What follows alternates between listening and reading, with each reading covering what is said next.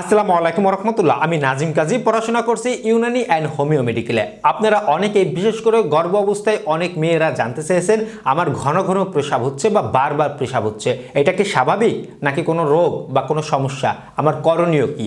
বিশেষ করে এই ঘন ঘন প্রস্রাবের কারণে মেয়েরা একটি ভুল করে থাকে, যে ভুলের কারণে প্রস্রাবে ইনফেকশন পর্যন্ত এই গর্ভ অবস্থায় দেখা দিতে পারে বা হয়ে যাচ্ছে অনেকের। আপনারা সংক্ষিপ্তভাবে জানতে পারবেন। চলুন আমাদের মূল আলোচনায় ফিরে যাওয়া যাক। প্রথমেই বলতে চাই, আমার প্রত্যেকটি ভিডিও মেডিকেল থেকে তুলে ধরা হয়, অবশ্যই শিক্ষণীয় হিসেবে দেখবেন। সাধারণভাবে একজন মেয়ের বাচ্চা কনসেপ্ট করার পর থেকে প্রসব বা প্রসবের পরেও কিন্তু মেয়েদের শরীরে বিভিন্ন হরমোনের পরিবর্তন হয়, এটা আমাদের জানতে হবে। এই ঘন ঘন প্রস্রাব বিশেষ করে প্রথম 3 মাস এবং শেষের 3 মাস একটু বেশি পরিমাণে দেখা দেয়। প্রথম 3 মাস সাধারণত বাচ্চা কনসেপ্টের পরে মেয়েদের শরীরে হরমোনের পরিবর্তন হলে কিছু সমস্যা আছে যা সমাধান স্বরূপ, কিছু সমস্যা আছে যা মেনে নেওয়া স্বরূপ। তেমনই একটি সমস্যা হচ্ছে আপনার এই ঘন ঘন প্রস্রাব হতে পারে, এটা স্বাভাবিক ব্যাপার, এটা আপনাকে মেনে নিতে হবে। মেইনভাবে আপনাদের কোনো প্রেশার নিতে হবে না বা হতাশা হওয়া লাগবে না বা দুশ্চিন্তার কিছু নাই, ঘন প্রস্রাব হতেই পারে। এরপরে দেখা যাচ্ছে অনেক মেয়েদের যখন বাচ্চা পেটে বড় হতে থাকে তখন সাধারণভাবে মূত্রথলিতে একটু চাপ পড়ে, সেই ক্ষেত্রে অনেক ক্ষেত্রে ঘন প্রস্রাব হতে পারে। আবার বাচ্চার মুখটা তো সাধারণভাবে বা মাথাটা তো একটু নিচের দিকে থাকে।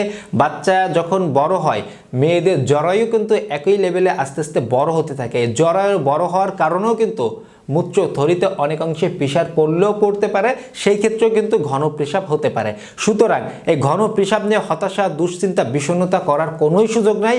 তাছাড়া আমি আপনাদের আরও একটি কথা বলে দিতে চাই, যেই বড় ভুলটি আপনারা করে থাকেন, যে এই যে ঘন প্রস্রাব আসে বলে এই লং একটা টাইম, লং একটা প্রসেস, এই প্রসেসে আমরা এই লং সময়টা অল্প পানি পান করছি। এই অল্প পানি পান করা প্রস্রাবে বারবার যেতে হবে বলে এটা বড় একটা ভুল করছেন।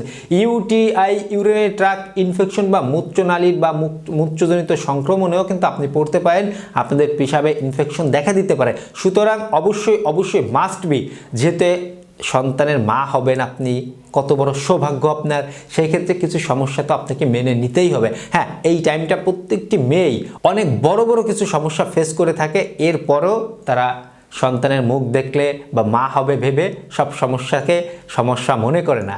তা তেমনইভাবে বলতে চাই, আপনার একটু ঘন প্রস্রাব হতে পারে, ভয়ের কোনো কারণ নেই। আল্লাহ তাআলা আপনাকে এবং আপনার বাচ্চাকে সুস্থ রাখুক, ভালো রাখুক। এবং এই বিষয় নিয়ে যদি আরও কোনো প্রশ্ন থাকে, হতাশা হয়ে থাকেন, তাহলে একজন গাইনি ডাক্তার দেখাতে ভুলবেন না। সবাই ভালো থাকবেন, সুস্থ থাকবেন। ধন্যবাদ সবাইকে।